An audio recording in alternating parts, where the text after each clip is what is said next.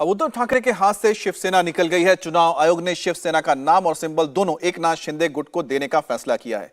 अब बाला साहब ठाकरे की शिवसेना एकनाथ शिंदे के पास ही होगी और शिंदे का गुट जो है वो तीर कमान के इसका इस्तेमाल करेगा अपने चुनाव में, यानी कि उसे जो इलेक्शन सिंबल मिल गया है।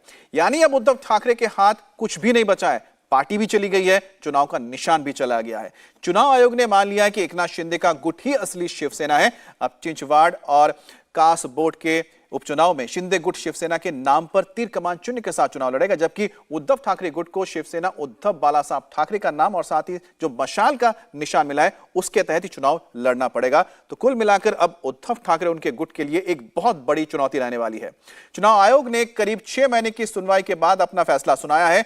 आयोग ने कहा कि शिंदे गुट ने इस बात के सबूत पेश किए हैं कि उसके पास शिवसेना के 55 में से 40 विधायक का समर्थन है, जबकि उद्धव गुट के पास केवल 15 विधायक हैं। इस लिहाज से 76% वोट शिंदे गुट के विधायकों के पास आता है, क्योंकि आप जब 40 फ्रीडम ऐप से सीखकर आपने सुअर का पालन शुरू किया है क्या? तो आप अपने सुअरों को 1 करोड़ फ्रीडम ऐप के जो ग्राहक हैं उन्हें बिना किसी खर्चे के आप उसे बेच सकते हैं। जो इनके एमएलएस या एमएलसीज हैं उनके वोट को टोटल करते हैं तो 75% जो पार्टी को वोट मिला था उस लिहाज से उनके पास सबसे ज्यादा आते हैं। अगर सांसदों की बात करें तो लोकसभा में शिवसेना के 19 सांसदों में से 13 सांसदों का जो समर्थन है वो शिंदे गुट के साथ है, जबकि उद्धव के साथ 6 सांसद जुड़े हुए हैं। तो कुल मिलाकर देखा जाए तो 73% जो वोट है, यानी कि जो वेटेज है वो शिंदे गुट के पास गया है, जिस वजह से उनको ये पार्टी सिंबल चीजें दी गई हैं। और करीब 23% के करीब जो वोट परसेंटेज मिला है वो उद्धव ठाकरे गुट को मिला है।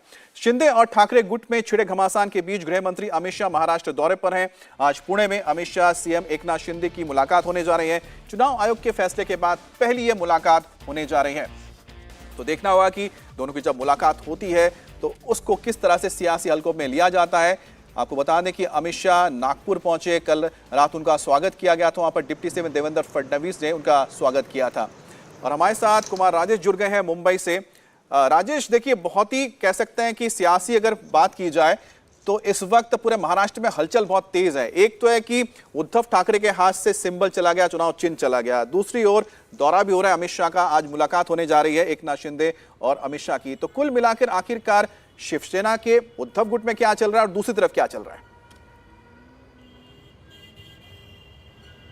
देखिए, उद्धव ठाकरे के हाथ से नाम भी चला गया है और उनके पिता ने जो निशान दिया था वो भी चला गया है। यानी कि जो विरासत मिली थी, जो राजनीतिक विरासत मिली थी, वो कल इलेक्शन कमीशन के फैसले के बाद हाथ से चला गया। ऐसे में उद्धव ठाकरे का कैंप बौखलाया हुआ है। हालांकि अभी वो मशाल के को ही आगे रखकर चुनाव लड़ने की तैयारी में है, लेकिन बौखलाया हुआ है। इसे लोकतंत्र की हत्या बता रहा है और केंद्र सरकार पर सारा दोष मढ़ रहा है कि वो एजेंसियों के साथ खिलवाड़ कर रही है, जो संवैधानिक संस्थान है उनके साथ खिलवाड़ कर रहे हैं, उन पर दबाव बना के फैसले लिए जा रहे हैं। वहीं अगर महाविकास आघाड़ी की बात करें अमित, तो कांग्रेस तो शिवसेना यानी कि उद्धव ठाकरे के टोन में बात कर रहे हैं, लेकिन एनसीपी का टोन बदला हुआ है, शरद पवार का टोन बदला हुआ है। उन्होंने बड़े सधे अंदाज में कहा कि ये छोटी बात है, निशान चला जाता है, 10-15 दिन की चर्चा होती है और वो खत्म हो जाती है। और फ्रीडम ऐप से सीखकर आपने सुअर का पालन शुरू किया है क्या? तो आप अपने सुअरों को 1 करोड़ फ्रीडम ऐप के जो ग्राहक हैं